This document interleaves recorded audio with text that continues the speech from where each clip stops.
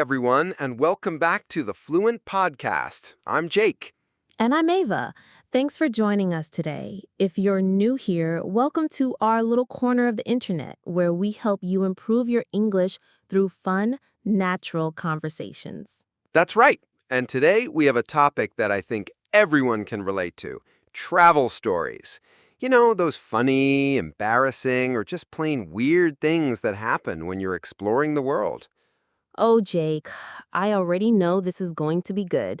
We both have some, let's say, interesting experiences to share. That's putting it nicely, Ava. Before we dive in, and dive in means to start something with enthusiasm. Let me just remind our listeners that we'll pause to explain any tricky words or phrases as we go along. Exactly. We want everyone to follow along, no matter what your English level is. So grab a cup of coffee, tea, or whatever you're drinking, and let's get started. All right, Ava, I'm going to put you on the spot first. What's your most embarrassing travel moment? Oh no, you're really going there, aren't you?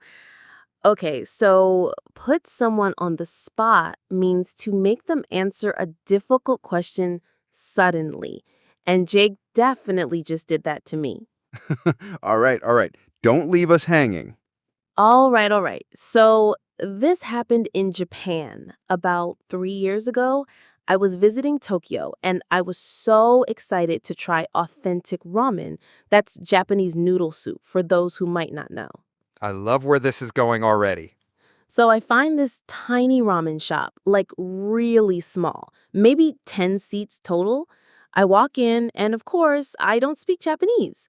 The menu is completely in Japanese characters, no English at all. So I do what any confident traveler would do. I point at a random item on the menu. Oh no, this is going to be good. So the chef, he's this older gentleman with a big smile. He nods and starts preparing my order. About 10 minutes later, he brings me this huge bowl. And Jake, when I tell you it was the spiciest thing I've ever eaten in my life, How spicy are we talking? like my mouth was on fire. On fire means it was burning, really painful from the spice. I'm trying to be polite, right? I don't want to offend the chef. So I'm eating the soup, tears streaming down my face, my nose is running, I'm sweating. Oh, you're painting quite the picture here. The worst part, everyone in the restaurant is staring at me. And I realize they're not staring because I'm a tourist. They're staring because apparently I had ordered the spiciest ramen on the menu, like the challenge dish that even locals rarely order. No way. So what did you do? Well, I was determined to finish it.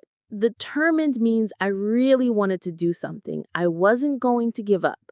But halfway through, I started hiccuping. You know that hic sound you make when you can't control your breathing? Oh, spicy hiccups are the worst. Exactly. And these weren't quiet little hiccups. These were loud, embarrassing hiccups that echoed through this tiny restaurant. The chef eventually took pity on me. Took pity means he felt sorry for me and brought me a huge glass of milk. That's actually really sweet of him. It was. And you know what? By the end of it, everyone in the restaurant was cheering me on. They started clapping when I finished the bowl. It went from being my most embarrassing moment to actually being pretty awesome. See, that's what I love about travel. Those moments that seem terrible at the time often become your best stories later. Absolutely. Plus, I learned to always ask, is this spicy in Japanese after that? Okay, Jake, your turn. And don't think you're getting off easy. All right, all right. So mine happened in Italy. I was backpacking through Europe. Backpacking means traveling with just a backpack, usually staying in cheap hostels. Classic post-college trip. Exactly. So I'm in Rome, and I'm trying to be all cultured and sophisticated. I decide to visit this fancy art museum. Now, I should mention, I was trying to impress this girl that I had met at my hostel. Oh, here we go. Let me guess. It didn't go as planned. Not even close. So we're walking through this beautiful museum, looking at all these ancient sculptures and paintings. I'm trying to sound smart, making comments like, oh, yes, the brushwork here is quite remarkable. Typical pretentious tourist stuff. Wait, hold on. Pretentious. That's a great word for our listeners. It means trying to seem more important or knowledgeable than you really are, like when someone uses big words to show off. Thanks, Ava. Yes, I was being very pretentious. So, anyway, we get to this one section with these gorgeous marble statues. I'm standing in front of this one statue, going on and on about the incredible detail and the masterful technique. Let me guess, you were leaning on something you shouldn't have been leaning on? Worse, I'm gesturing wildly with my hands. Gesturing means moving your hands around while you talk. Trying to explain some deep meaning behind the sculpture, and I step backwards to get a better view. Oh no, Jake, you didn't. I walked straight into another statue, and not just a little bump. I mean, I full-on collided with it. Collided means crashed into something. The statue started wobbling back and forth. Please tell me it didn't fall over. It didn't fall, thank goodness, but the security guard came running over. This guy starts yelling at me in rapid Italian. I have no idea what he's saying, but I can tell he's not happy. And the girl you were trying to impress? She's standing there with her hand over her mouth, trying not to laugh. The security guard is pointing at signs that I apparently couldn't read, probably saying, "Don't touch the artwork," or something like that. This is like a scene from a movie. It gets better. So I'm trying to apologize, right? I don't speak Italian, so I start saying, sorry, sorry, in English, and then I try some Spanish because, they're similar languages, right? Oh, Jake, they are not the same thing. I know that now! But in my panic, I'm mixing English, Spanish, and what I thought was Italian. I probably said something like, sorry, lo siento, molto bene. Wait, didn't molto bene mean very good? You told the security guard very good while apologizing. Probably. No wonder he looked even more confused. Eventually, another tourist who spoke Italian helped translate my apology. The security guard calmed down, but he definitely kept an eye on me for the rest of the visit. And what happened with the girl? Well, she thought it was hilarious when she realized no damage was done. We actually ended up dating for a few months after that trip. Sometimes being a disaster works out. That's such a great story. It just goes to show that being authentic, being your real self, is usually better than trying to be perfect. Exactly. And speaking of authentic experiences, I think food stories are always the best travel stories. Remember your ramen adventure? Oh, absolutely. Food can lead to the most unexpected situations. Actually, that reminds me of another story. This one happened to my friend Sarah in Thailand. Ooh, secondhand travel stories are great too. So, Sarah is in Bangkok and she's at this street market. Street market is an outdoor market where vendors sell food, clothes, souvenirs from small stalls or carts. I love street markets. The food is usually amazing and so cheap. Right? So, Sarah sees this vendor selling what looks like chicken skewers. Skewers are pieces of meat on wooden sticks. They smell incredible, and there's a line of locals waiting to buy them. Always a good sign when locals are eating somewhere. Exactly. So she gets in line, orders 3 skewers, and takes a big bite. It tastes amazing. Sweet, savory, perfectly grilled. She devours all 3. Devours means to eat something very quickly because it tastes so good. I'm getting hungry just hearing about this. So she goes back to her hotel, tells everyone about these amazing chicken skewers. The next day, she brings her whole group of friends to the same vendor. They all order the skewers, and they're eating and chatting. I feel like there's a plot twist coming. Oh, there is. So one of her friends speaks a little Thai. She asks the vendor what kind of meat it is, just out of curiosity. The vendor smiles and says something in Thai. Her friend goes completely pale. Goes pale means her face lost all its color because she was shocked. Uh-oh. It wasn't chicken, was it? Nope, it was cricket.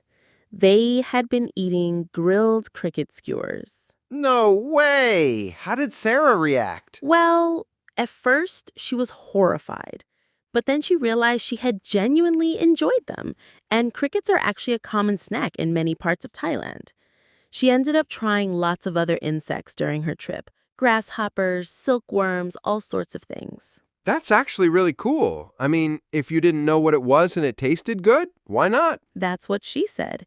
It taught her to be more open-minded about food. Open-minded means willing to try new things or consider different ideas. Food adventures are definitely a big part of travel. I remember trying durian fruit in Malaysia. That's this really smelly fruit that some people love and others absolutely hate. Oh, durian. I've heard about that. What did you think? Honestly, it was like eating custard that smells like garbage, but I'm glad I tried it. The smell was so strong that it's actually banned in many hotels and public transportation. That's quite an endorsement. This fruit smells so bad it's banned from hotels. Right? But locals love it, so there must be something to it. Maybe it's an acquired taste. That means something you learn to like over time. Speaking of learning to like things, let's talk about transportation disasters. Jake, didn't you have some kind of train incident in India? Oh, you had to bring that up, didn't you? Okay, fine. So I'm taking this long train journey across India. We're talking like 20 hours on this train. That's a long journey. What went wrong? Well, first of all, I completely misunderstood the ticketing system. I thought I had booked a private sleeper cabin. A sleeper is a bed on a train for overnight journeys. But what I actually booked was a shared compartment with 5 other people. That doesn't sound too bad, actually. Kind of social. It would have been fine except for what happened next. So about 6 hours into the journey, I start feeling really sick. My stomach is killing me, probably from something I ate earlier. Oh no, food poisoning on a train? That's nightmare fuel. Nightmare fuel, great expression. That means something that would cause nightmares, something really awful to think about. And yes, it was exactly that. So I'm trying to get to the bathroom, but this train is packed. Packed means completely full of people. And Indian trains can get really crowded, right? Incredibly crowded. People are sitting in the aisles, standing everywhere. I'm trying to push through all these people while feeling absolutely terrible. And of course, there's a line for the bathroom. This is sounding worse and worse. It gets worse. So I finally get to the bathroom, and let's just say I spent a lot of time in there. But here's the thing about train bathrooms in India. They're, basic. Very basic. I think our listeners can imagine. When I finally come out, I realize the train had stopped at a station, and my compartment mates, the people sharing my cabin, they thought I had gotten off the train. They had taken all my luggage off and put it on the platform. No way! Your stuff was just sitting on the platform?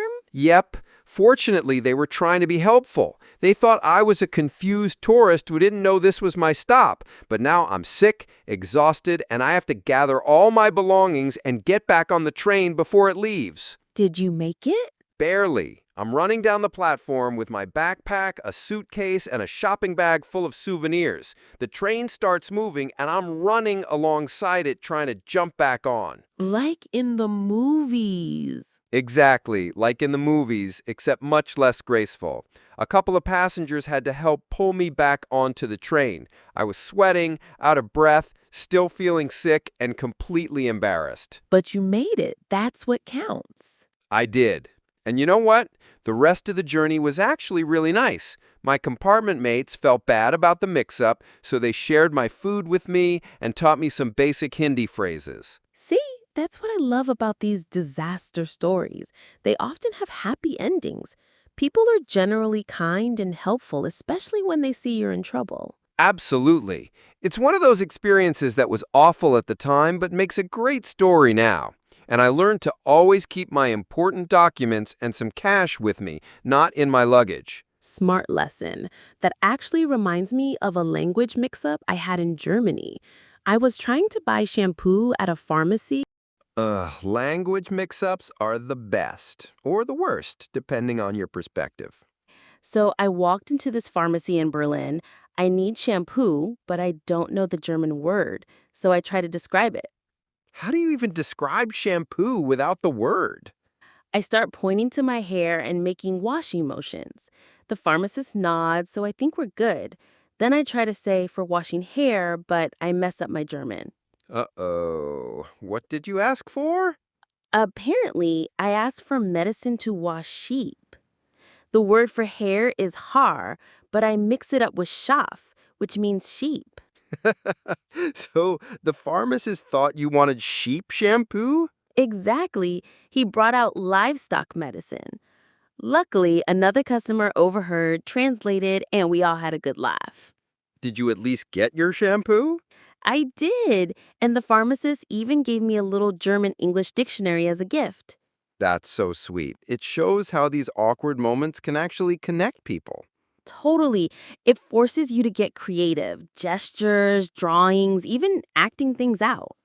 Speaking of acting things out, didn't you have some mime situation in France? Oh, groan. Oh, yes. Paris. I was lost trying to find a metro station. An elderly man tried to help, but my French was terrible. So I panicked and started acting it out. Acting it out like charades? Exactly.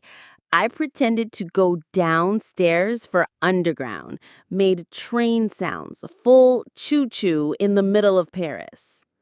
Cracking up. You didn't. Oh, I did. And then the man joins in. He mimed the directions back, pointing, holding up fingers, pretending to turn corners. It actually worked. I found the station. That's amazing. And he bowed like a real mime at the end, right? Yep, it was ridiculous and wonderful. It shows that enthusiasm matters. Even if you make mistakes, people respond to the effort. Exactly. Which reminds me of your karaoke disaster in Korea. Groan. Don't remind me. My friends took me to a karaoke room in Seoul. I thought I'd impress them by singing something in English. Oh no, what did you pick? Queen, Bohemian Rhapsody. Laughs. Jake, that's the hardest karaoke song in history. Yeah, I realized that about 2 minutes in. I lost the lyrics and the opera section and just started making random noises. Laughing. Please tell me there's video. Thankfully, no official video, though my friends' phones say otherwise. But they jumped in, sang along with my nonsense, and it turned into a hilarious group performance. See? That's the magic. Your most embarrassing moments often become the best memories. Exactly. And they even taught me a Korean song, which I butchered completely, but they appreciated the effort. That's the point. Travel's about trying, even if you look silly. Couldn't agree more. Speaking of getting lost and looking silly, Marrakesh, the Medina, total maze, no signal, completely lost. Oh no. Just when I'm panicking, this little boy, maybe 8, comes up and starts switching between Arabic, French, and a bit of English. He gestures for me to follow. Normally, I'd be cautious, but something about him felt trustworthy. And? He guided me all the way back to my hotel, teaching me Arabic words as we walked. When I tried to tip him, he just smiled and ran off. That's beautiful. The next day, I saw him again, helping another lost tourist. He was like the unofficial tour guide of the Medina. That says so much about the kindness you encounter while traveling. Exactly. Travel really brings out the best in people. Which makes it the perfect place to wrap up. Ava, one last tip for travelers. Embrace the chaos. Things will go wrong. Let them. Laugh about it. Perfect. My tip? Learn a few local phrases. Even please and thank you go a long way. And always carry a sense of humor. It's your best travel tool. Couldn't agree more. Well, Jake, I think we've embarrassed ourselves enough for one episode. Speak for yourself. But yes, time to let our listeners go. Thanks for joining us on the Fluent Podcast. If you enjoyed today's episode on travel mishaps, we'd love to hear your own stories.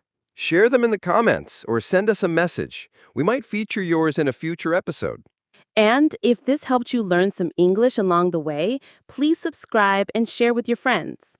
Next week, we're diving into food culture around the world, culinary adventures and disasters included. Can't wait. Until then, keep practicing, keep traveling, and remember, mistakes make the best stories. And the best lessons. I'm Jake. And I'm Ava. See you next week. Bye, everyone.